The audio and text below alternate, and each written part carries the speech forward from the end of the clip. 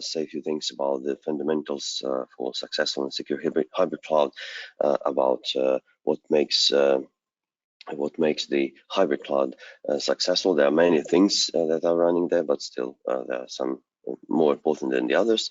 And then we will look at some architectures that are relevant today. Successful and secure hybrid cloud, and we will look at some of these. Anyway, there are three fundamentals that we need to look at when we want to have a successful hybrid cloud. The three ones, well, you would say, okay, these are important to every cloud. Yes, they are, and to every infrastructure, but maybe even more to the hybrid cloud, because in the hybrid cloud you are affected by all of these more than the others. So you have a networking component, which is the first one. That is the primary component of every successful hybrid cloud environment. Then we have, why? Because it's, of course, you are connecting on premises, or you are connecting the other cloud solutions, or it doesn't have to be necessarily the other Azure cloud. It can be the Amazon Web Services or Google Cloud Platform, customers cloud, or your cloud solutions, or multiple cloud solutions. So a lot of companies are today multi-cloud solutions.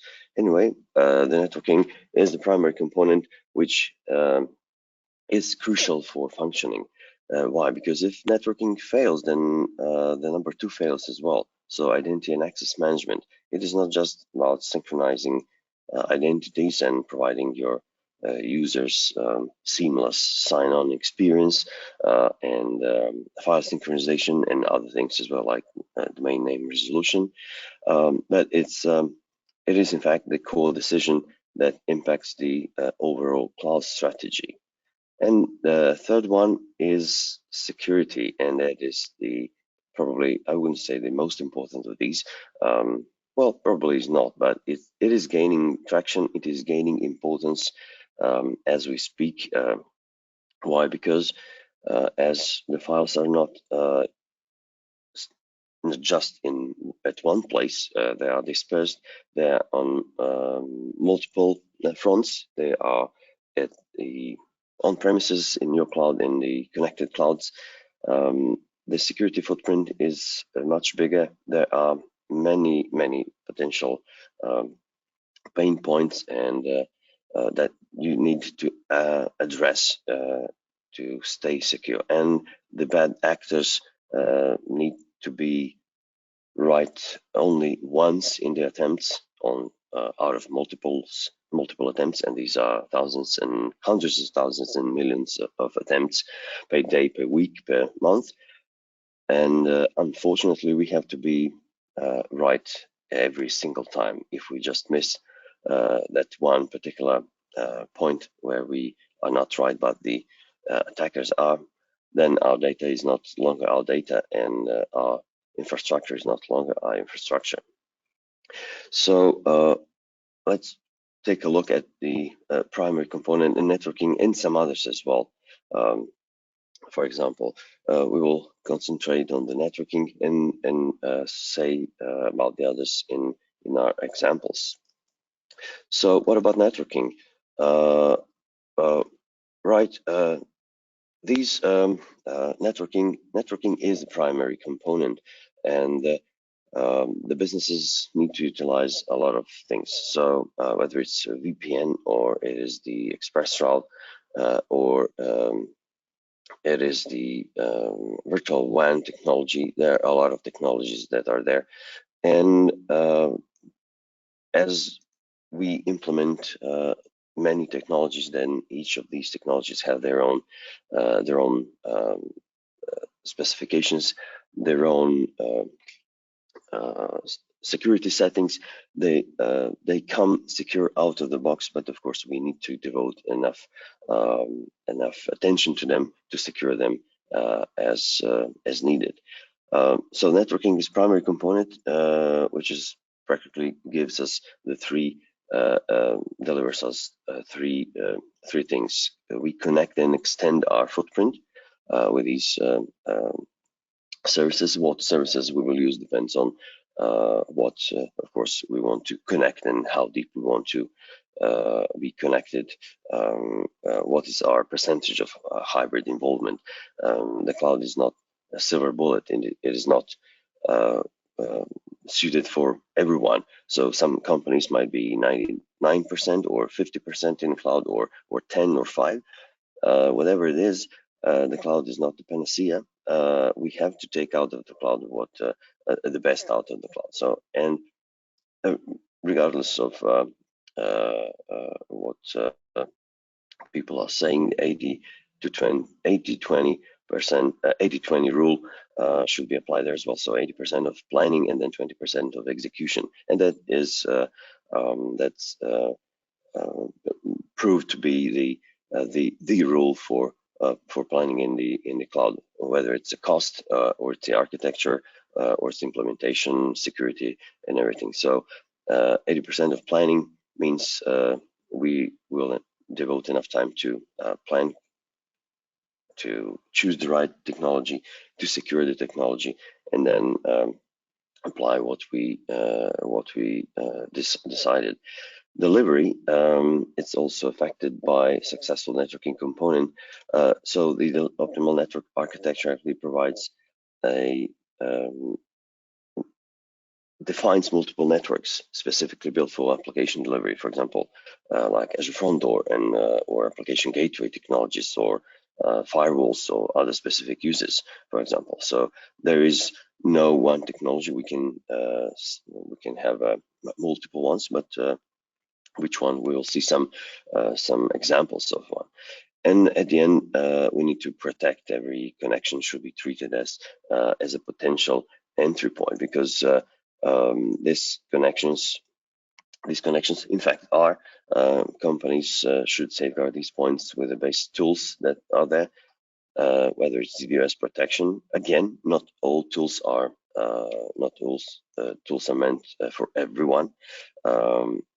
If everything was free, or it was if all the services had really neglectable cost, then we would just not think about anything and then turn everything on.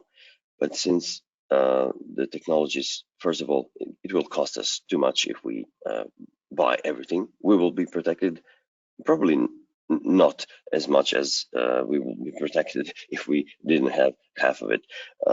Why? Because there will be too much to set up, to take care of. We will have to have the personnel as well. So it probably, we will do even worse than better in having more than needed. So having adequate protection, first of all, secure architecture.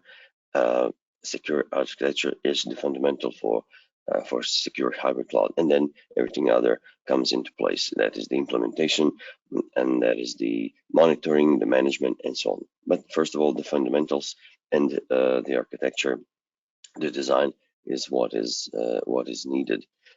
What we need to take care, for example, of first, and then let's take a look at the some of the architectural components. Let me, in fact, take a look at these.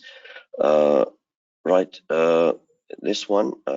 After we'll take a look at the architecture just in about a second. Identity and access management also provide a core functionality. Why? Because we have identities down there on premises, in the other cloud solutions, and the connected clouds. And then cloud authentication and federated authentication are two things that we also have to think about, whether all the authentication will be in the cloud, or whether we will use some kind of federated authentication. And we will, in fact, take a look at this decision tree, which will help us to decide. This is just one brief example. Of course, we will devote not just like here a couple of minutes to this slide or to this problem, but the point is we have many ways to many ways to authenticate, many ways to synchronize, and the proper way to authenticate and to synchronize will also affect the overall stability, security, experience of the users, and so on. So this is something that should be taken very seriously and not lightly. So implementation also should be planned accordingly to this. Again, we do have some architectural plans and some architectural views of it, and we will take a look at these, for example. All right. Today, these are choosing the correct authentication method. In fact, is the first concern for what we if we want to move to the cloud, if we want to extend, for example, applications, the authentication methods is in fact is a critical one of the organization cloud infrastructure. And we need to consider the time, existing infrastructure, complexity, implementation of the choice, and so on. We do have a lot of them. Again, let's take a look at the architectural parts. Architecture. We have different types of well, not every architecture is the same, and we will have slight modifications to that. These are just sample of some architectural designs that implement best practices and that implement what we were talking about, the core functionality of networking, the fundamentals when they are set. Then these are the pillars of on what we build everything else. Create the stable and secure authentication, and after that implement and design and implement, manage applications or workloads, and after that, well, during that, of course, we secure all of it. Let's take a look at one, for example. This one is the not the usual hub and spoke, but the hub and spoke with virtual WAN, and that virtual WAN technology also is the one way how can we connect the on premises as well, and especially if we have multiple, not just on premises but other branches. For example, these branches here are depicted by VPN branch or express route circuit or point to site user, for example. But if we have multiple, if our hybrid cloud is quite well, not so simple, then we might or span multiple regions. We might use also these virtual WANs. The hub here, in fact, is in the virtual network is acts as a central point of connectivity to that network. And here, the spokes are in fact the virtual networks that are paired with the hub. We can use these spokes to further isolate, for example, these workloads, and we can see that the traffic between these can flow through the express route VPN gateway or point to site user or point to point, and so on. So the hubs fortunately provide connectivity to that, and possibility to achieve this. We don't have to, of course, have express route. We can have just one branch that is in one region and the other branch in the other region. But since well, cloud provide us with a very nice feature, and that is capability, and that is to have almost any resource created in a couple of minutes and deleted in a couple of seconds or minutes. That is great, that is cool, that is fantastic. But it is not great when all these workloads are in fact in production. So when these workloads are in production, it's very hard, if not well, impossible if very hard, if not impossible, to remove them without causing any serious downtime or loss of productivity, and that is loss of money, for example, and so on. So while the cloud is fantastic, it's great. For example, we can't rename things. 95% of the things we can't rename there. So we need. It's easy to delete the virtual machine or virtual WAN when we if we made a mistake, and that's okay if we made a mistake during the planning. But if we don't plan accordingly and we find out about the mistake and during the during the production, then it's a problem. And the mistake isn't just the renaming or different name or tag or any or tier. It can lead to serious problems like synchronization problems, security problems, and at the end we will pay more for what we are not using or using excessively, and so on. So 80% of planning, again, it's what is needed. Anyway, what else we do have? The architecture includes a lot of benefits of standard hub-spoke network topologies, and also has some new benefits. For example, like cost savings. But if we use, for example, virtual WAN as a managed service, then we can then we are in fact reducing centrally managed secured hubs with Azure Firewall, for example, and virtual WANs to minimize security risks, and that is for improved security, or the cost savings by using a managed service, for example, and removing the necessity of any other possible virtual appliance, because virtual WAN is just one place that has less operational overhead. So instead of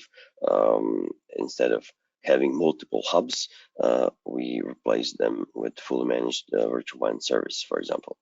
And then again, it provides us with separation of concerns, for example, between the central IT and workloads and so on. There are the architecture, as you can see, it consists of the on-premises networks. It consists of private local networks here that are running within the organization. There can be multiple organizations. VPN devices. Again, this is the architecture that, of course, doesn't take into account different SKUs, and there are many different SKUs or stock keeping units, SKUs or SKUs. In fact, these depict the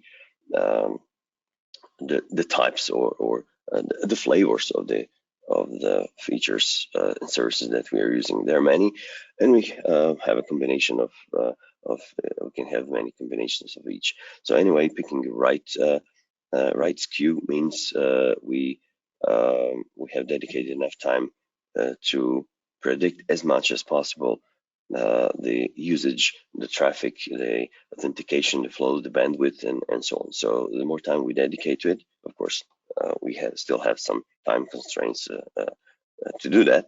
But if the more studiously and laboriously and more time we devote efficient time to planning, we will get the most more out of our Azure cloud, or any cloud anyway.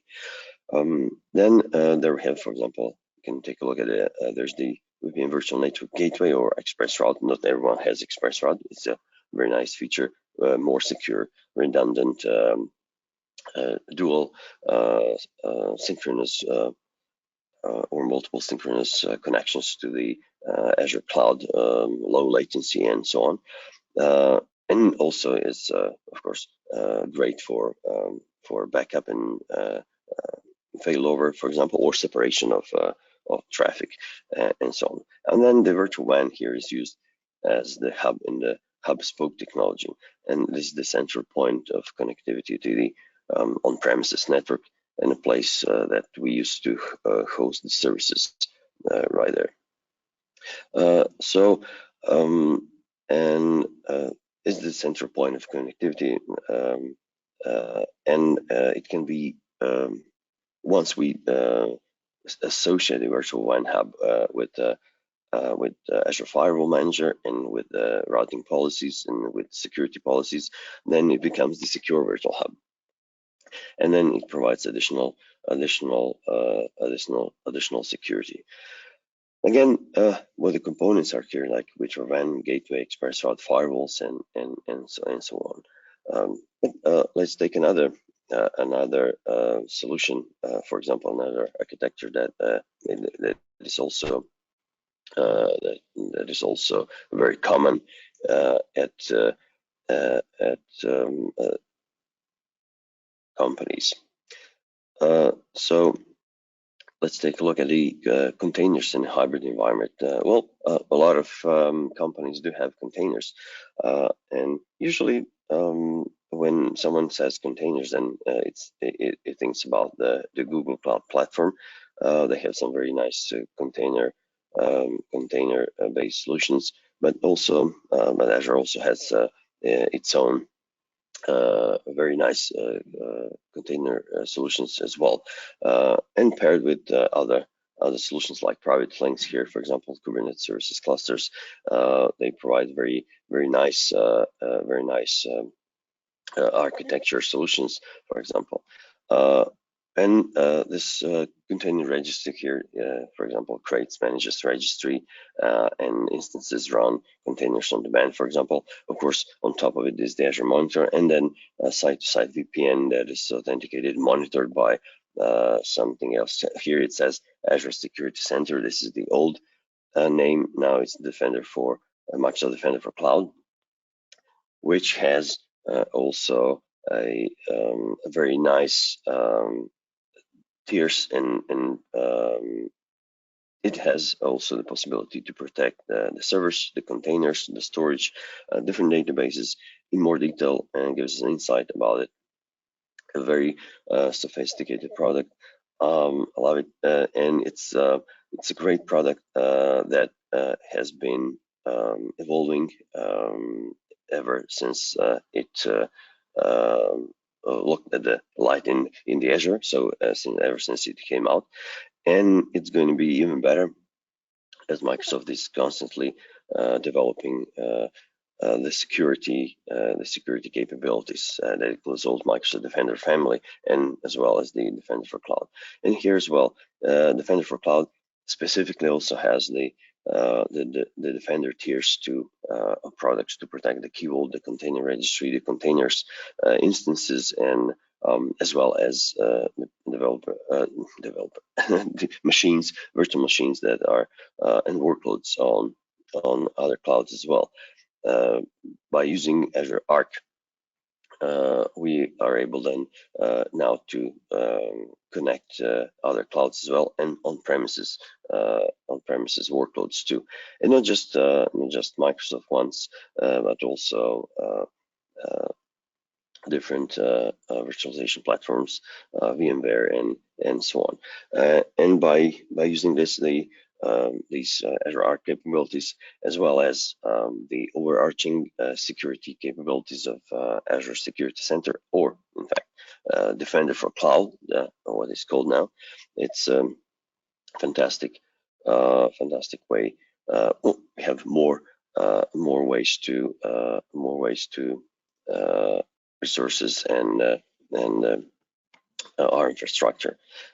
Anyway, let's take a look at the some other solutions. For example, very common these days is hybrid file services, and that is these hybrid file services are very not so rare to find now that storage is not so expensive, that we have a lot of capabilities, especially with Azure File Sync, Azure Files to extend file services, hosting capabilities.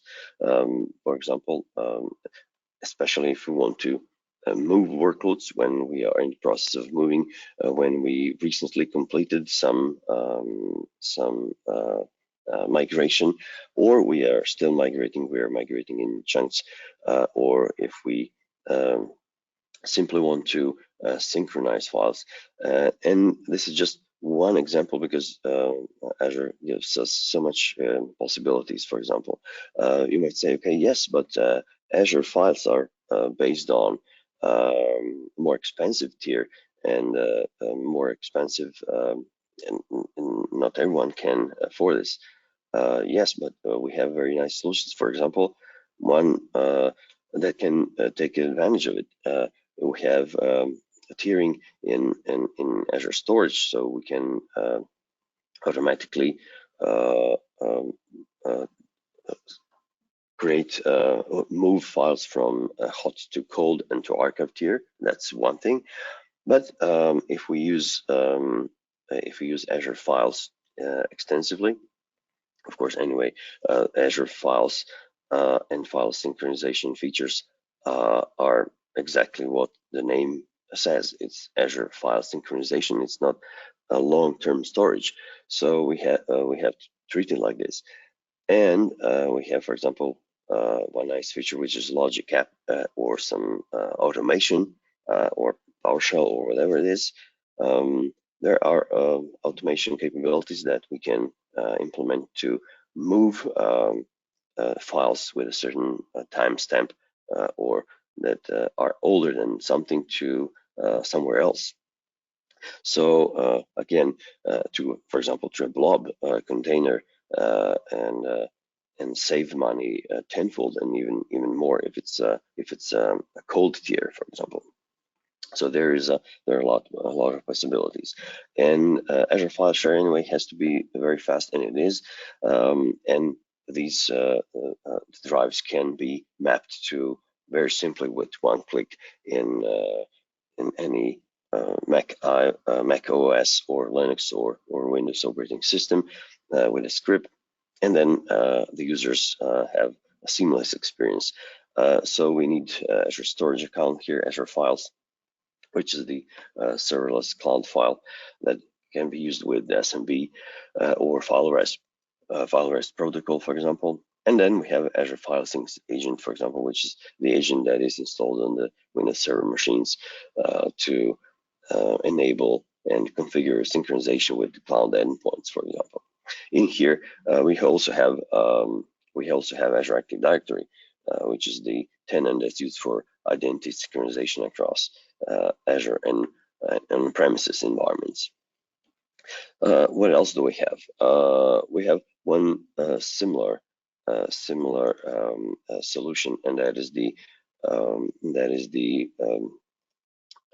Azure File Shares in a hybrid environment, the similar one. So what's the difference? What's the difference there? What we have, it shows how to include Azure File Shares in the hybrid environment. These are used as serverless file shares, where we on the previous one we had file sync servers, and in this case we have integration with Active Directory services, and we can control and limit access to ADDS to Azure to Active Directory services users. So these file shares also can eventually replace traditionally file servers. One caveat though. So although this can be done, of course, we have to accommodate for other things. For example, if we have one VPN connection, if that fails, then this is the single point of failure. For example, if we probably won't have everything on premises, but some things will be in cloud, so we have to have alternative way to get the files if the connectivity is down. We need to provide also ensure that these files are backed up. Fortunately, there is very nice Azure Recovery Services and Recovery Vault in in Azure that or backup services that can take advantage, they can take care of that too. So this is just one part of it that we are talking about.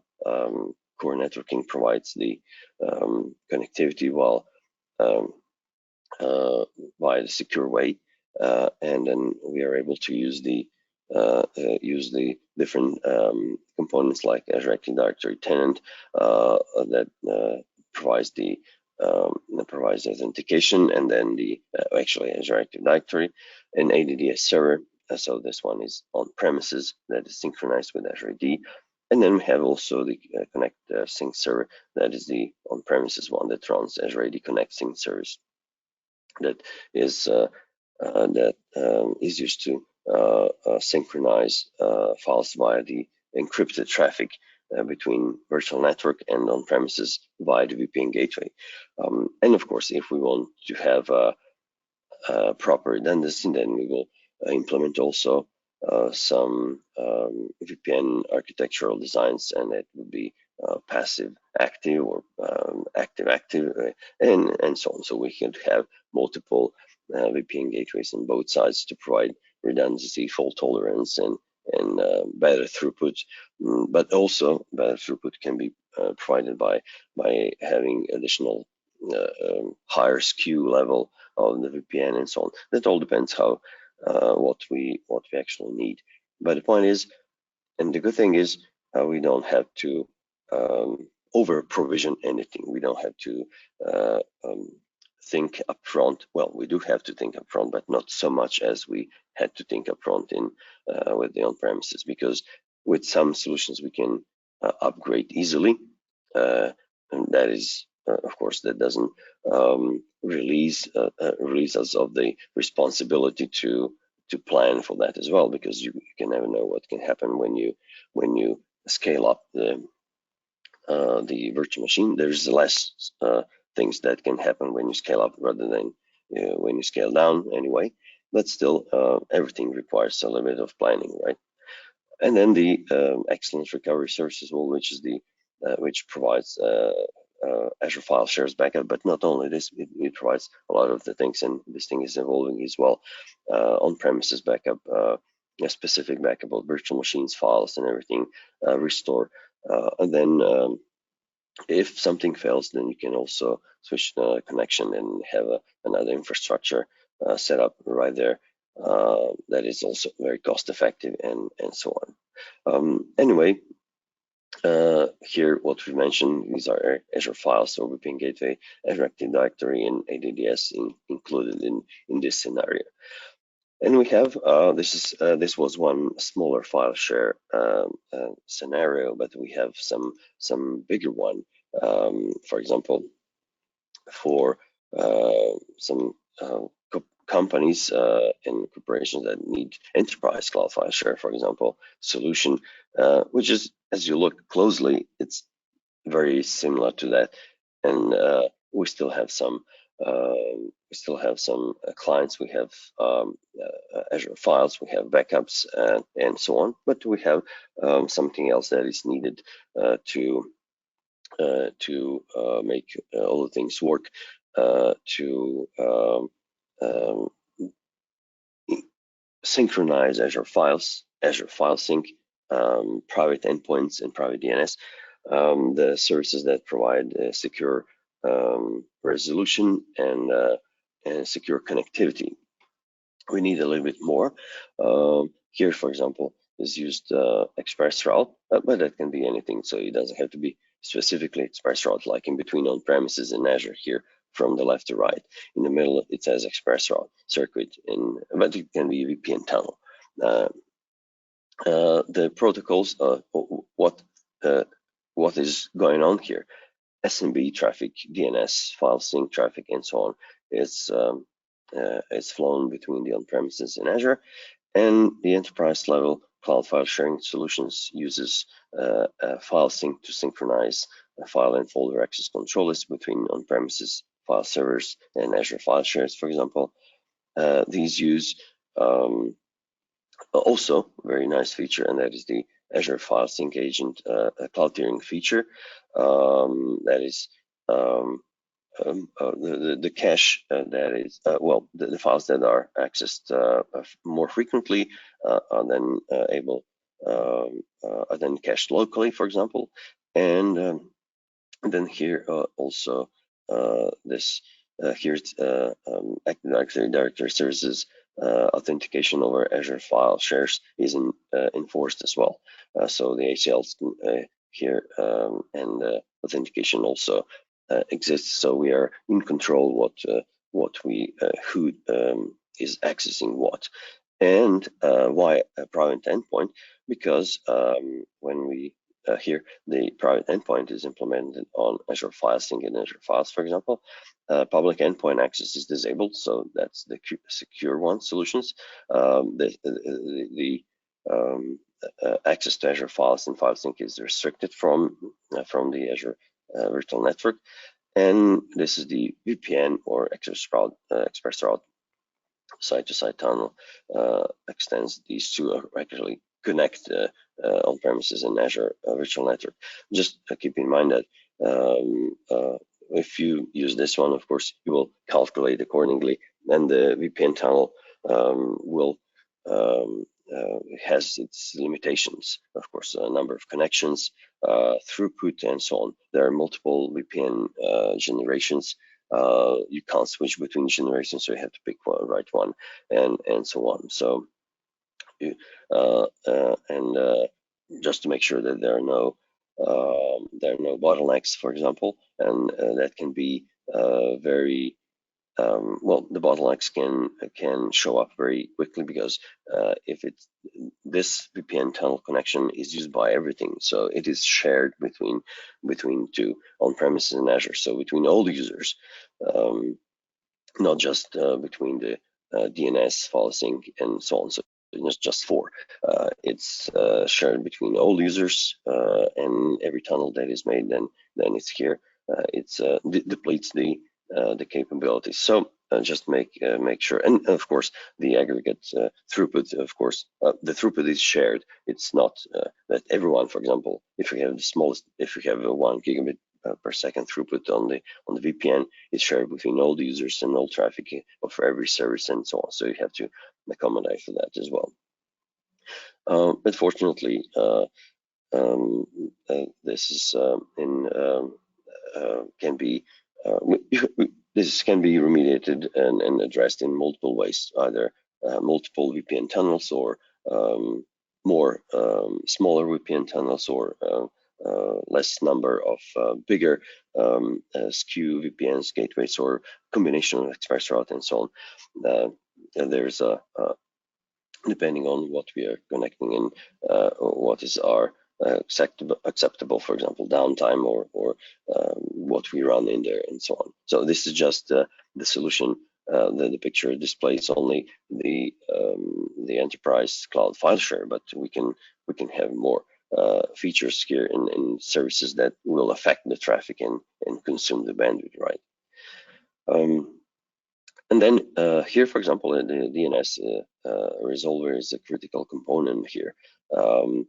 Each Azure service here, file sync files, has a FQDN, and these FQDNs are resolved when client accesses Azure file share, when file sync agents access the Azure file sync service, and so on. And after we enable the private endpoint, these private addresses are allocated here in the virtual network, and these allows us to connect those services over private connections, and these FQDNs must resolve to private IP addresses. And to use that, Azure File Sync and Azure Files uses records in the DNS to redirect the solution to any private domain name they were using, for example. And here the architecture actually shows how to use the private DNS zones. Private DNS zones are here 12 and 11, and for example, and DNS resolver is number 8, for example.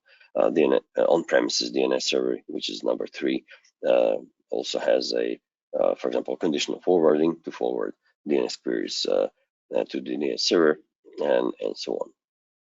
That's a very nice one. And quickly to go through the through the picture, we see that we have the clients that can be any client, one or two, that can actually access the file server. DC and DNS, which is the three. It's in fact the domain controller that responds to authentications. Then we have file servers, which are for VPN devices and etc. And then on the other hand, we have, as I mentioned, DNS resolver, which is is in Azure Virtual Network, and tiering files like the component 9. That is the Azure File Sync, which is a feature of Azure Storage, for example. Cloud tiering is a feature of Azure File Sync, which is, as I mentioned, the files that are accessed the most more frequently. These are cached locally, while others are tiered to the Azure file based on the policies that we created. So this was the one. And then well, let's take a look at something else. We still have a few more architectures to take a look at. We have also Azure ADDS. Oh, sorry, a little bit step forward. ADDS in Azure. We've seen some architectures that involved networking and the use of networking, like file sharing, for example, which is also very common. Now we have the authentication and the Active Directory services that can be extended as well, so that to Azure that is also possible. And here's one architecture diagram that shows the way to where the on-premises ADDS, Active Directory domain, is extended to Azure to provide extended authentication service, for example.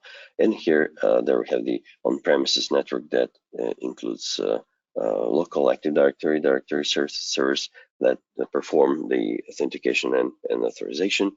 On-premises, then we have AD servers. These are the ones that host the directory services running as VMs in the cloud. We also have the similar platform as a service, actually, or service as a service, or I would say directory service as a service in the Azure. We can implement that as well. For example, we don't have such flexibility as with this solution, because we are not running any infrastructure, which is also okay, because it is we don't have to take care about that. It's scalable, and it provides, I would say, roughly everything that we need. So if you need less administrative overhead, then you would head to the Azure Active Directory services. And then we have Active Directory subnet, which also hosts the ADDS servers, but for example, protected in a separate subnet, and we can then here use, for example, network security groups and application security groups to protect our servers and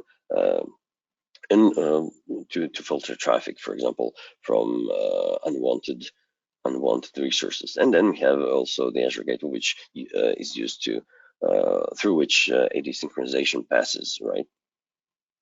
Again, this is just one example, but you can see the other example as well that I have, and that is the ADS and AD integration. That is also very common in here.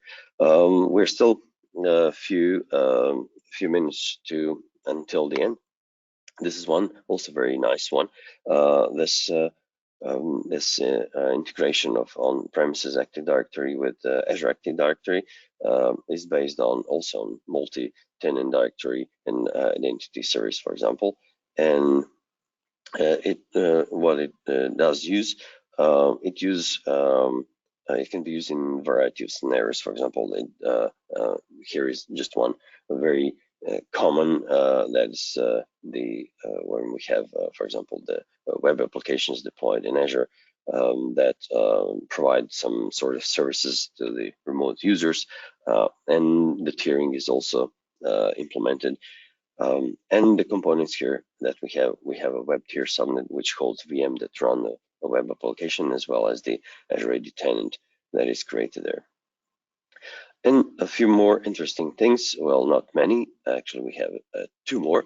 And the one that is also very common today, especially if you moved recently, or if you extended not just the on-premises but in the other clouds. Here, the disconnected and connected subscriptions means also doesn't necessarily mean the Azure subscription, but it can also depict the different cloud, AWS cloud, additional someone else's Azure tenant in cloud solution, as well on premises, GCP as well. So here, in fact, this one is a little bit looks more complicated, but it's not. It is the way how to design the hybrid DNS to resolve names for workloads that are hosted both on premises and in the cloud as well. And this works for both systems, for both ways, when we are connected from on premises and from public internet connection. And here we have, of course, different security services that we've talked about. For example, Bastion subnet or private endpoint subnet that hosts private endpoint for Azure host workloads in VNets that are not peered to the hub, for example.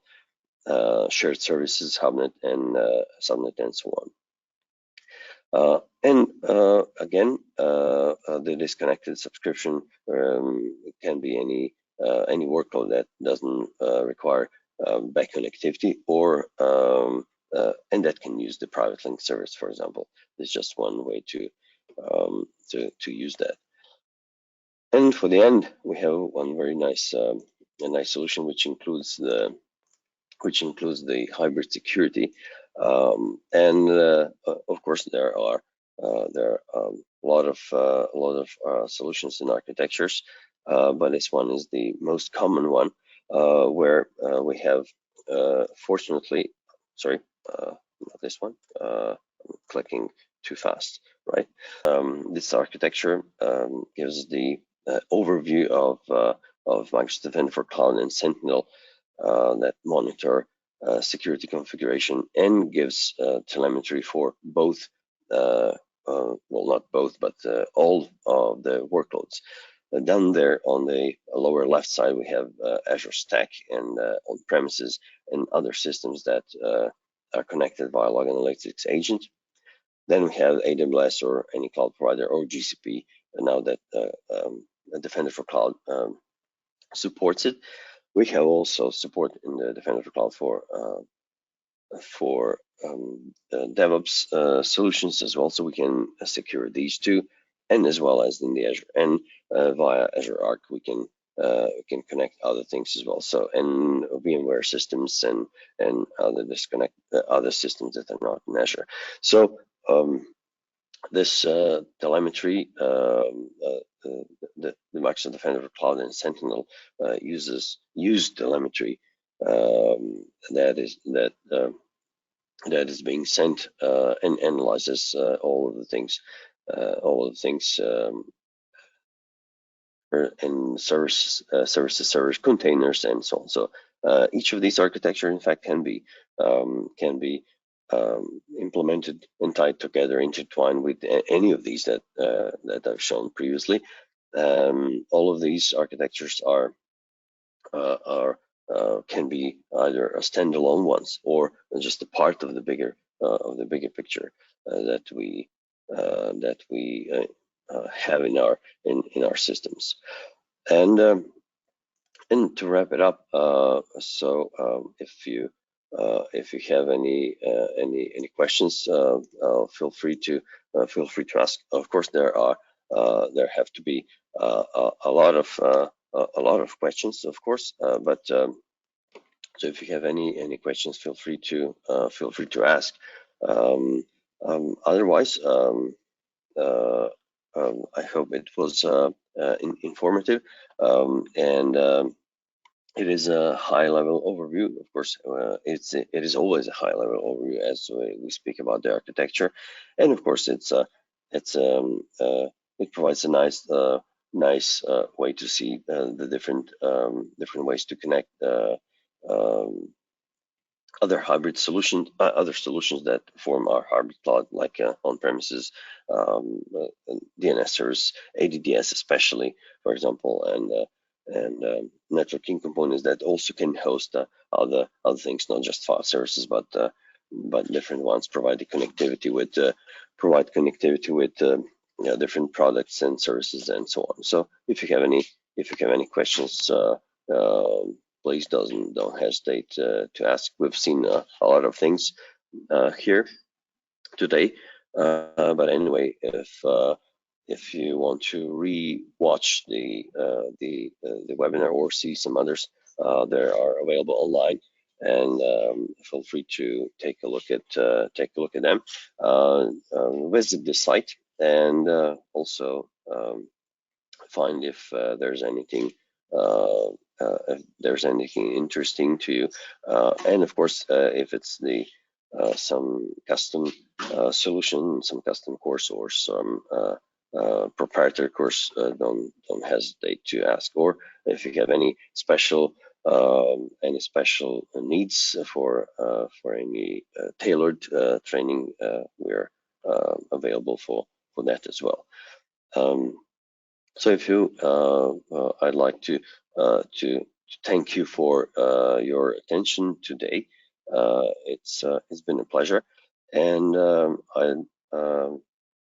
I wish you a nice rest of the day, and see you in the next webinar. We have one very nice coming up, many of them, but personally hosting the Zero Trust in Security and Azure in about a month. So please check this one, and also check the other ones that are available.